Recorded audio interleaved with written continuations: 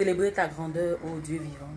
Merci, admirable conseiller. Merci, Dieu d'amour, pour ce moment que tu nous donnes encore de passer avec toi et avec tes enfants dans le partage de ta parole, dans l'exhortation éternelle, Dieu de gloire, de comment nous pouvons t'adorer, de comment nous devons t'adorer. Père, sois béni au nom de Jésus. Amen. Alléluia. Soyez bénis, soyez bénis, soyez bénis. Là où vous êtes, partout où vous vous trouvez, je vous salue dans le précieux nom de notre Seigneur Jésus-Christ de Nazareth. Ce soir encore, nous avons pris rendez-vous depuis le mercredi dernier. Nous sommes là encore ce soir pour nous exhorter, pour essayer de changer un peu avec chacun d'entre nous. Nous avons le mercredi dernier parlé de comment adorer Dieu. C'est le grand thème de notre moment que nous partageons avec vous. C'est le grand thème, comment adorer Dieu. Et nous avons parlé de adorer Dieu en esprit et en vérité, comme nous le recommande la parole de Dieu dans le livre de Jean, chapitre 4, à partir du verset 23 et du verset 24, que Dieu était esprit et il fallait que ceux qui l'adorent, l'adorent en esprit et en vérité. Et nous avons essayé de nous exhorter sur comment adorer Dieu en esprit. Nous savons que Dieu est esprit, alors nous devons l'adorer en esprit et en vérité. Et donc, on a dit aussi que Dieu recherchait de vrais adorateurs. Parce que nous savons qu'il y a de faux adorateurs. S'il y a de vrais, c'est qu'il y a de faux. Parce que nous savons que quand il y a du vrai, c'est qu'il y a du faux quelque part. Ou même quand il y a du faux, c'est qu'il y a du vrai de l'autre côté. Et donc, nous voulons ce soir encore nous exhorter à comment nous devons adorer Dieu. Nous avons parlé longuement de comment nous devons adorer Dieu. Et ce soir, nous voulons vous dire comment adorer Dieu. Je vous ai dit la dernière fois que pour adorer Dieu, il faut le connaître. Il faut connaître Dieu pour pouvoir l'adorer. Et celui que nous devons adorer, si nous ne le connaissons pas, nous risquons de nous égarer dans nos moments de prière. Nous risquons d'être perturbés dans les temps d'adoration. Nous nous sommes rendus compte que quelquefois, pendant les moments d'adoration, il y a des fidèles qui sont là, qui passent leur temps à répéter les prières dites par les voisins à côté d'eux. Pendant que le voisin est en train d'adorer Dieu, son proche voisin est en train d'adorer Dieu, il élève la voix. Ou quelquefois, même quand le voisin n'est pas auprès de lui, mais quelqu'un élève la voix et qu'il est en train d'adorer Dieu, lui aussi, il se met à répéter parce qu'il ne sait pas quoi dire à Dieu. Alléluia. Il ne sait pas quoi dire au Seigneur. Ça fait qu'il est obligé de répéter les paroles prononcées par son frère à côté ou par sa soeur à côté de lui. Et c'est dans cette optique-là que nous voulons partager avec vous, vous donner quelques idées, vous donner quelques notions d'adoration à Dieu. Et pour adorer Dieu, je dis, il faut le connaître afin de pouvoir placer notre foi en lui et de le glorifier. Alléluia. Et pour que nous puissions l'adorer, nous devons savoir que Dieu, il est une personne. Dieu est esprit et donc il est caractérisé par un certain nombre d'attributs. Et nous savons aussi, selon le dictionnaire, l'attribut, c'est ce qui est propre et particulier à un être ou à une chose. En religion, on dit l'attribut, c'est ce qui sert à caractériser Dieu. L'attribut, c'est ce qui appartient en propre à quelqu'un ou à quelque chose. C'est un trait distinctif, quelque chose qui distingue quelqu'un. C'est-à-dire que quand on te parle de l'attribut de la personne, c'est quelque chose qui, quand on voit cette chose, on sait automatiquement que c'est de cette personne qu'il s'agit. Alléluia. Un trait qui est propre à Dieu lui-même. Et donc, il faut que nous connaissions ces traits de caractère-là qui appartiennent à Dieu pour pouvoir adorer Dieu. Alléluia. Et comme nous sommes là, nous avons pris rendez-vous avec vous tous les mercredis à partir de 18h30 pour nous enseigner. Nous n'allons pas nous étaler aujourd'hui sur tous les attributs de Dieu parce qu'il y en a plusieurs qui pourront nous aider à adorer Dieu. Mais au fil des jours, nous allons déballer au moins 2 ou 3 attributs par direct pour nous aider dans notre manière, dans notre façon d'adorer Dieu.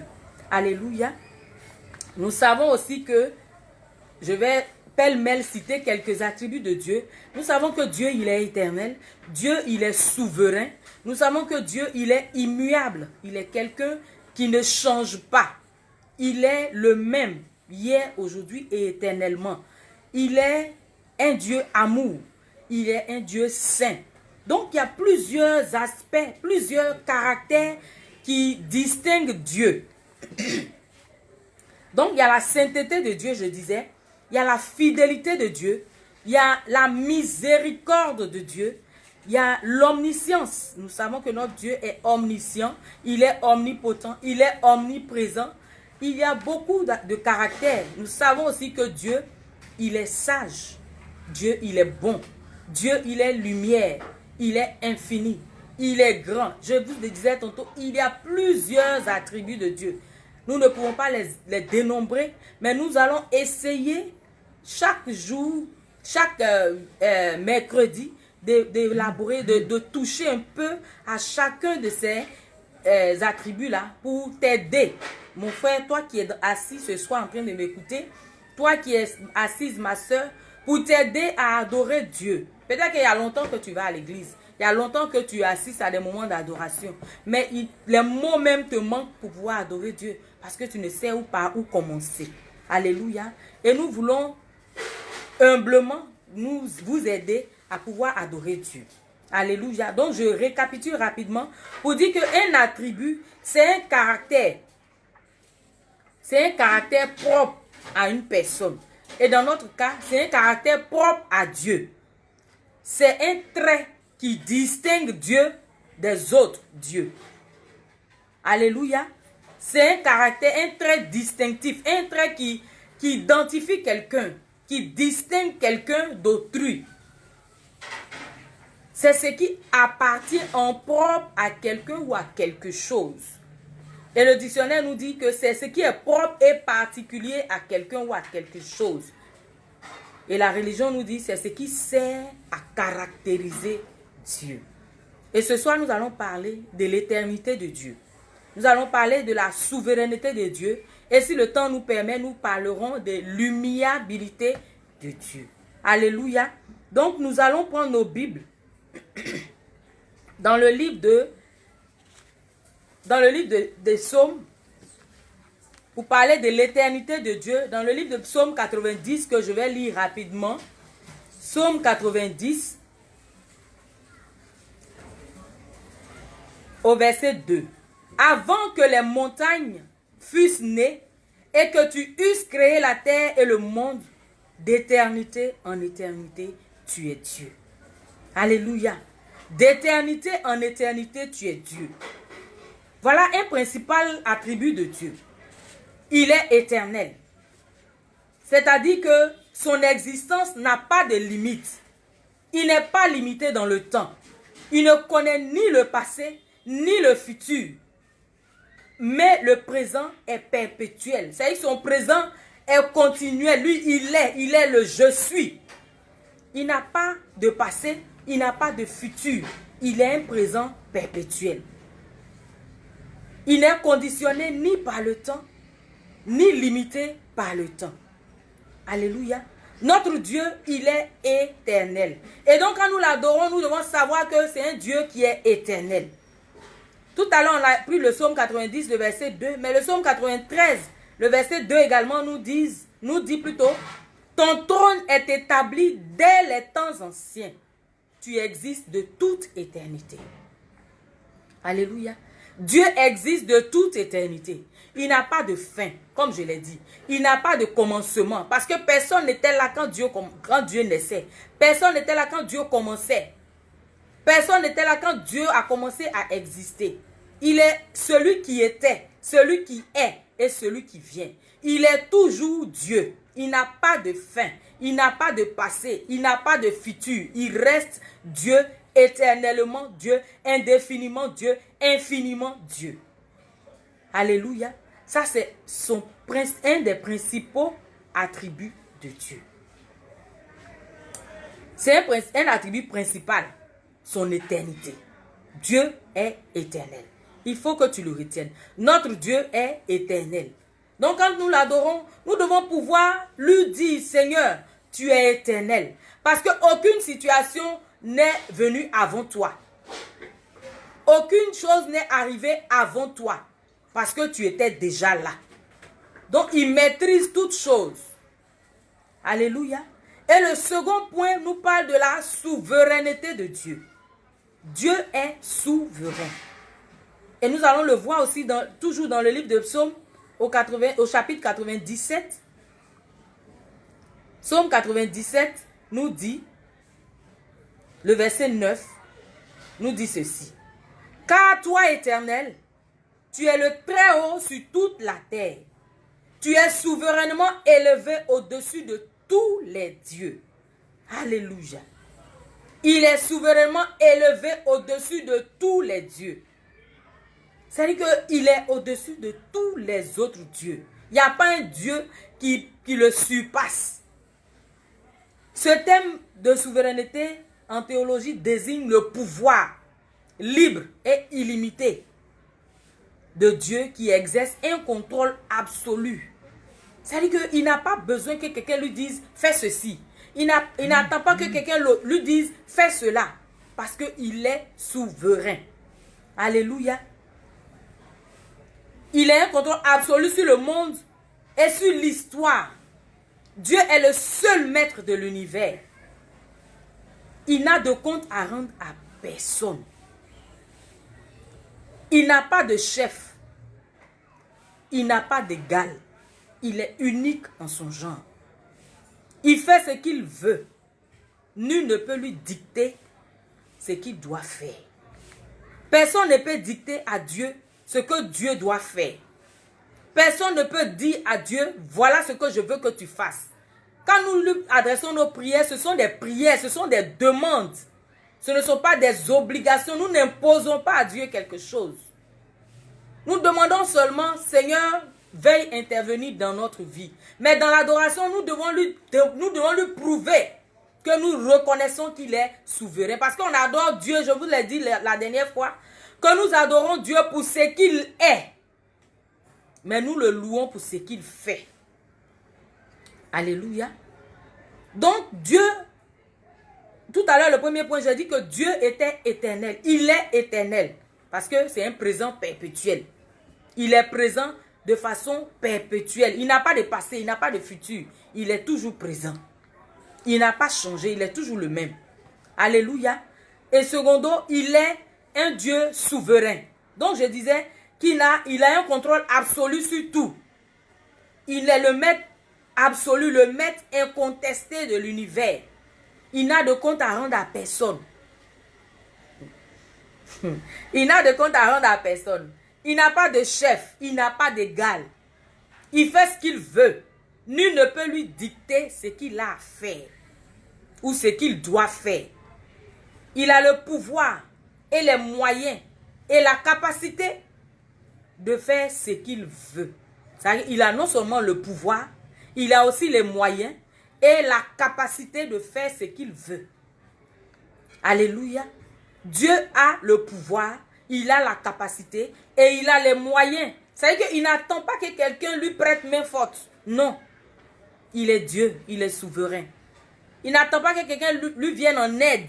Il n'a pas besoin de notre aide. Alléluia.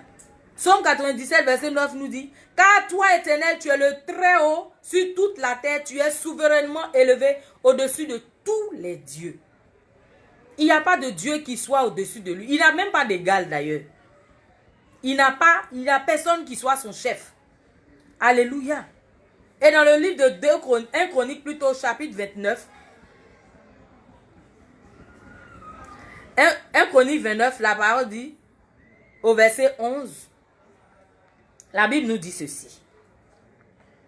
À toi, Éternel, la grandeur, la force et la magnificence, l'éternité et la gloire, car tout ce qui est au ciel et sur la terre t'appartient.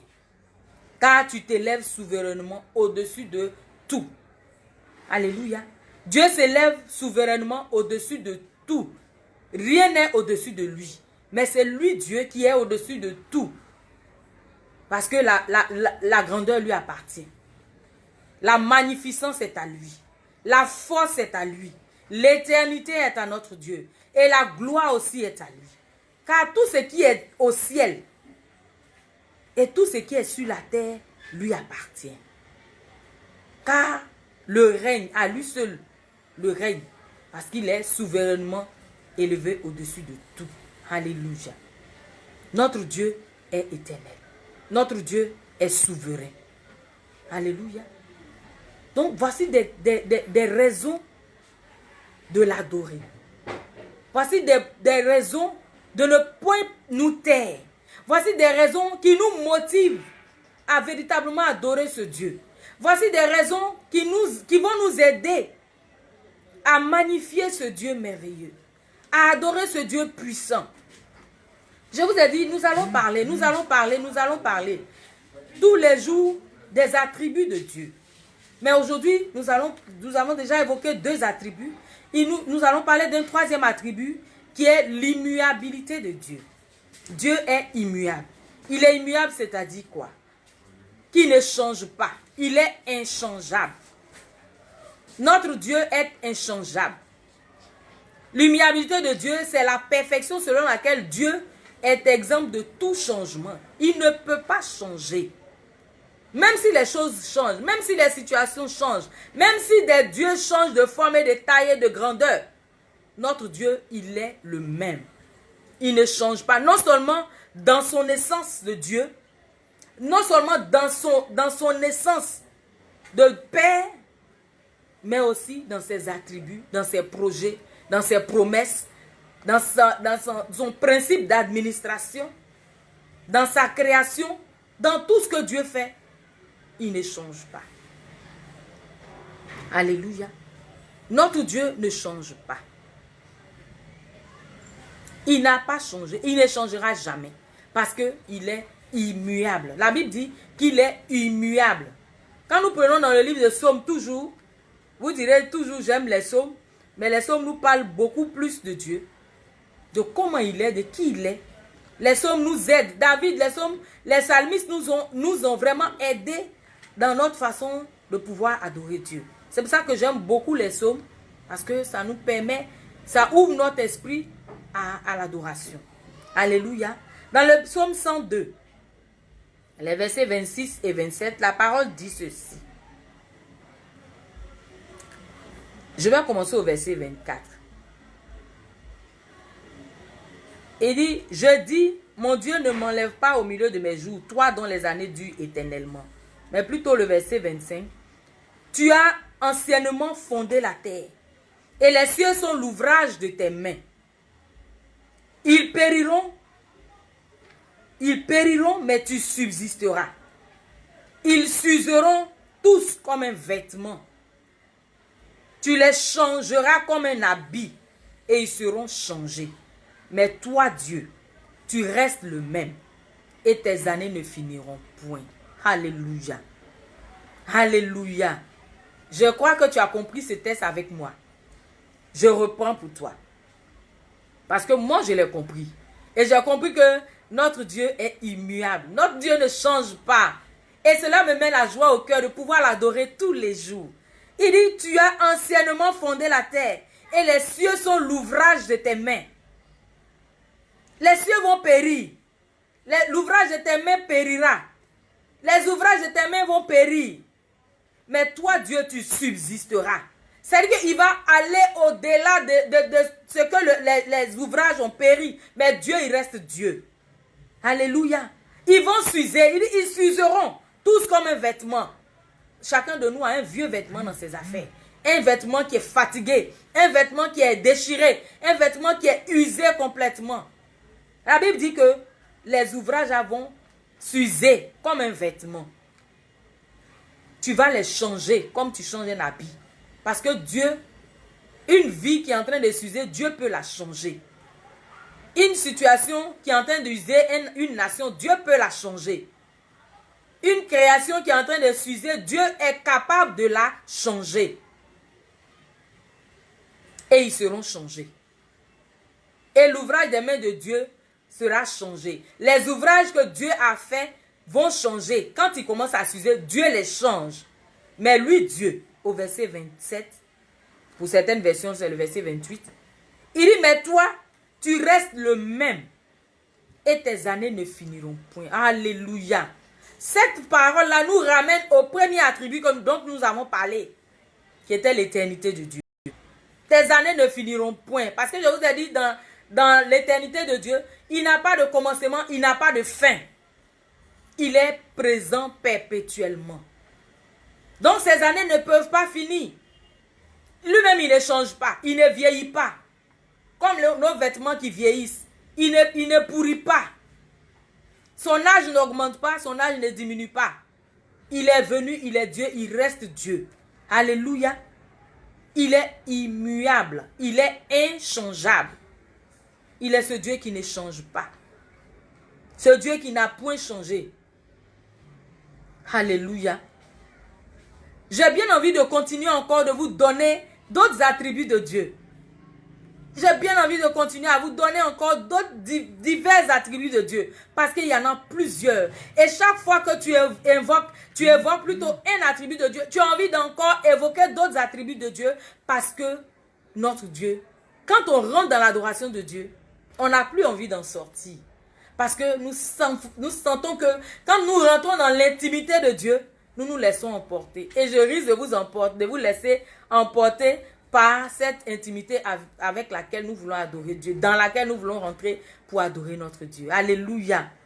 C'est vrai, je vais continuer. Mais nous prenons rendez-vous encore tous les mercredis à la même heure, à partir de 18h30. Mais nous serons là encore et encore pour nous aider à adorer Dieu. Alléluia. Dieu est immuable. Alors tu vas retenir avec moi que Dieu est éternel. Dieu est souverain. Dieu est inchangeable. Il est immuable. Peut-être tu me dit immuable, c'est trop compliqué pour moi. Mais il est celui-là qui ne change pas. Alléluia. Et le dernier verset que je voudrais que nous prenions se trouve dans le livre de Hébreux, dans le Nouveau Testament. Nous sommes restés longtemps dans l'Ancien Testament. Nous venons dans le livre de Hébreux au chapitre 6. Les versets 17 et 18 nous disent ceci. C'est pourquoi Dieu, voulant montrer avec plus d'évidence aux héritiers de la promesse l'immutabilité de sa résolution, intervint par un serment, afin que par deux choses immuables dans lesquelles il est impossible que Dieu mente, nous trouvions un puissant encouragement, dont le seul refuge a été de saisir l'espérance qui nous était proposée. Alléluia. Dieu ne change pas. Dieu, il est le même. Dieu, il est celui-là qui reste avec nous, qui est toujours bon pour nous, qui est toujours grand pour nous, qui est toujours merveilleux pour nous. Alléluia. Les jours à venir, nous allons parler de la bonté de Dieu, nous allons parler de l'amour de Dieu, nous allons parler de la fidélité de Dieu, nous allons parler de la sagesse de Dieu, nous allons parler de la miséricorde de Dieu. Plusieurs attributs de Dieu sont à notre actif. Nous avons sélectionné, nous allons vous en parler. Nous allons vous en parler et nous croyons que vous allez aussi nous aider à adorer Dieu. Vous allez aussi avoir des points pour adorer Dieu. Alléluia. Mais nous n'allons pas partir sans adorer Dieu avec vous. Nous n'allons pas vous laisser ce soir sans magnifier Dieu avec vous. Je vous ai dit, je vais récapituler rapidement, les attributs de Dieu nous aident à mieux connaître Dieu. Cette connaissance devrait nous aider à lui faire confiance, à bâtir une relation intime avec Dieu, à développer la crainte et le respect qui lui sont dus et à limiter et surtout passer du temps dans la louange et l'adoration. Les attributs de Dieu nous permettent d'enrichir notre vie de louange et d'adoration. C'est en cela que méditer la parole de Dieu est très important. C'est en cela que nous devons méditer la parole de Dieu, parce que seule la parole de Dieu nous oriente, seule la parole de Dieu nous conduit, seule la parole de Dieu ouvre notre intelligence, notre esprit et nous conduit dans l'adoration. Parce que si tu ne médites pas la parole de Dieu, si tu ne connais pas la parole de Dieu, tu ne peux pas adorer Dieu. Parce que c'est la parole qui nous dit qui il est. C'est la parole qui nous montre qui il est. Alléluia. Nous allons légèrement fermer nos yeux et chercher à entrer en connexion avec notre Dieu. Il dit, adorez-moi en esprit et en vérité. Parce que lui-même, il est esprit. Et donc, ceux qui doivent l'adorer en esprit et en vérité. Gloire, gloire, gloire à l'agneau. Gloire, gloire, gloire à l'agneau, car il est glorieux et digne de régner. L'agneau est souverain. Oui, nous élevons nos voix pour l'adorer. L'agneau est souverain. Car il est glorieux, car il est glorieux et digne de régner. L'agneau est souverain.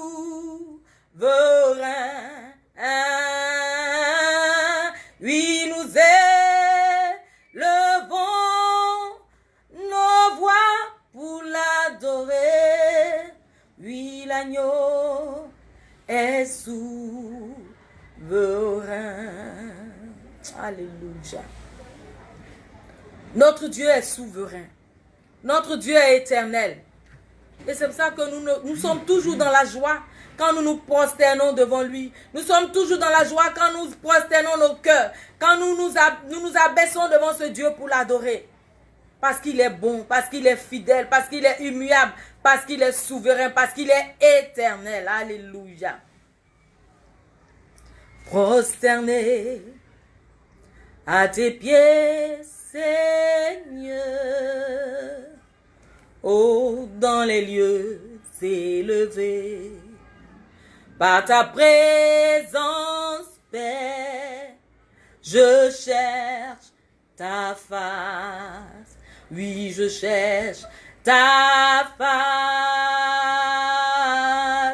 Oh, car il n'y a point de plus grand don, de plus grand honneur que de fléchir les genoux devant ta face.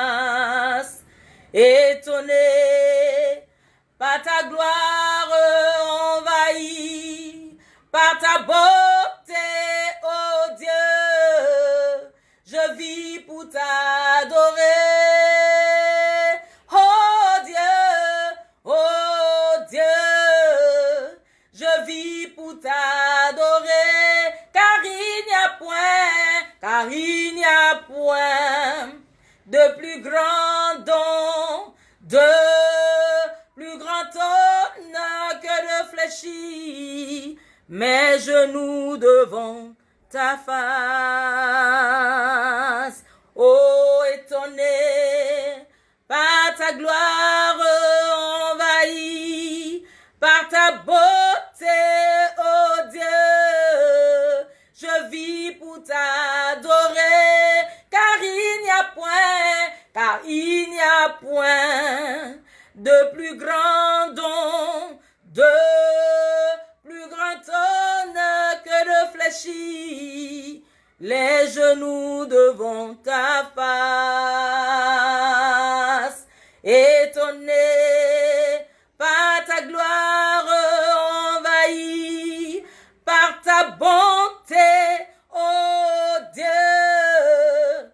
je vis pour t'adorer. Oh Dieu,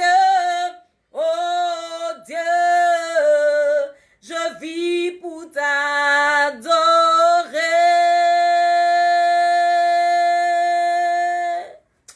Alléluia.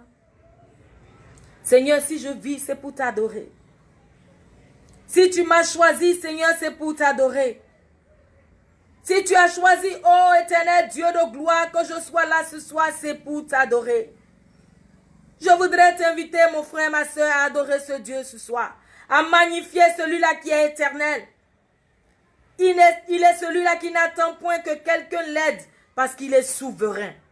Il fait toutes choses selon sa volonté. Il n'a pas changé. Il est le même hier, aujourd'hui, éternellement. C'est en cela qu'il est immuable. C'est un Dieu inchangeable. Un Dieu qui ne change jamais. Il est un Dieu bon. Il est un Dieu qui aime la créature. Il aime sa création. Il est celui-là qui t'a choisi. Il est celui-là qui mérite ton adoration ce soir.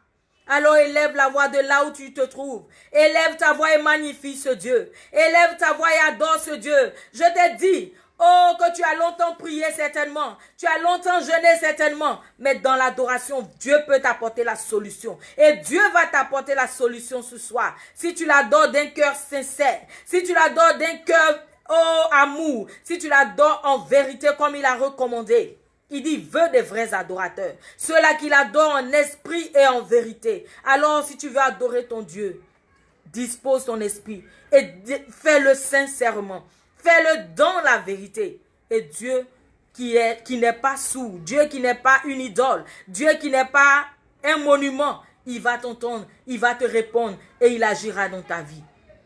Alléluia. Béni sois-tu, admirable Père. Sois magnifié, ô Dieu fidèle. Mon âme te loue parce que tu es le Dieu qui n'a jamais changé. Tu es le Dieu qui ne change pas. Tu es le Dieu éternel, le Dieu souverain. À toi seul la louange et la gloire. À toi seul la magnificence, Père. À toi seul la célébration ce jour. Béni sois-tu. Merci Seigneur. Merci pour tout. Au nom de Jésus. Je voudrais encore vous dire merci pour votre présence. Merci de nous avoir écoutés. Merci d'avoir pris de votre temps pour écouter ce petit enseignement. C'est vrai que nous ne sommes pas qualifiés comme peut-être vous pouvez le penser. Mais nous savons que Dieu nous a donné un message pour chacun d'entre nous. Nous voulons nous aider, chacun, et vous et moi, à adorer Dieu. À trouver les paroles qu'il faut pour adorer notre Dieu. À trouver les mots qu'il faut pour adorer notre Dieu. Et aujourd'hui, nous avons parlé des attributs de Dieu. Parce qu'il faut connaître quelqu'un pour pouvoir l'adorer. Il faut connaître ce que nous adorons.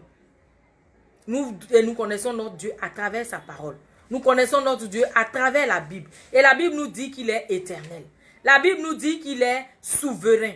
La Bible nous dit qu'il est un Dieu qui ne change jamais. Alors retiens cela ce soir. Et les mercredis suivants, nous allons encore venir vous parler d'autres attributs. Il y en a plusieurs. Mais nous avons sélectionné quelques-uns que nous allons partager avec vous. Il y aura aussi des temps de louange. Des petits enseignements sur la louange. Parce que nous confondons toujours, je l'ai dit la dernière fois, nous confondons la louange et l'adoration quelquefois. Il y a des cantiques d'adoration que nous retrouvons dans les temps de louange. Il y a des cantiques de louange aussi que nous retrouvons dans les temps d'adoration.